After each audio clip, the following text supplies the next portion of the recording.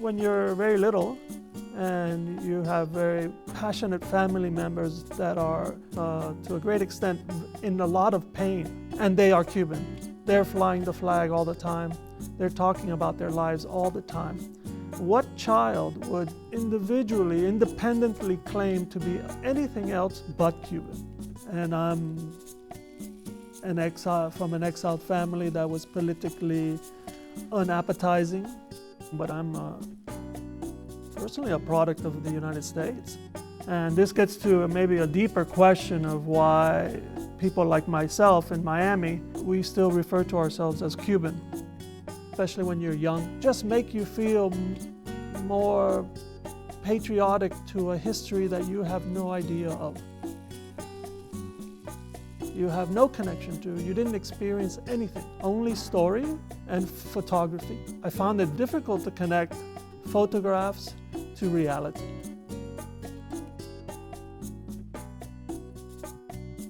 So we decided, let's figure out how to bring a car from the United States into Cuba, the first one since '59, I believe. Let's take Q60.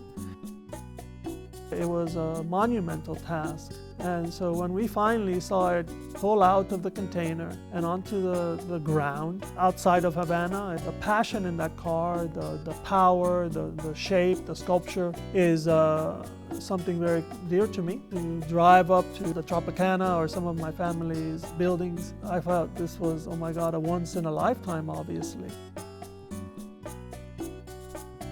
And especially when we had the Q60 on the street, people would marvel at the car. I mean, not just because it's not a normal car for the streets of Cuba, because in their eyes and they're focused on everything I was saying, there was a deep curiosity. But it just struck me of how much they love the automobile.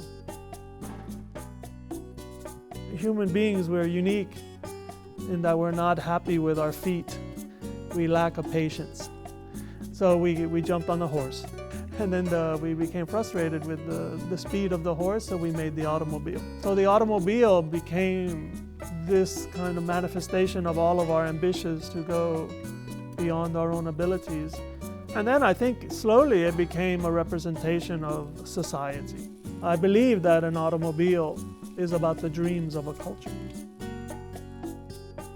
When we were able to see the Max Borges' house, my uncle, the railing of the stairway into the bedroom was this kind of sine curve, which was geometry, but also not geometry.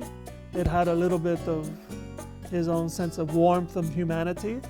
And then the rails, the structure supporting this sine curve were circles that fit nicely into that curve. So there is a sense of form and function. On the other side though, it's completely artistic. But because of my feeling that design is also a cultural mirror, that mirror is showing the dreams of society and to make what is beyond our expectation.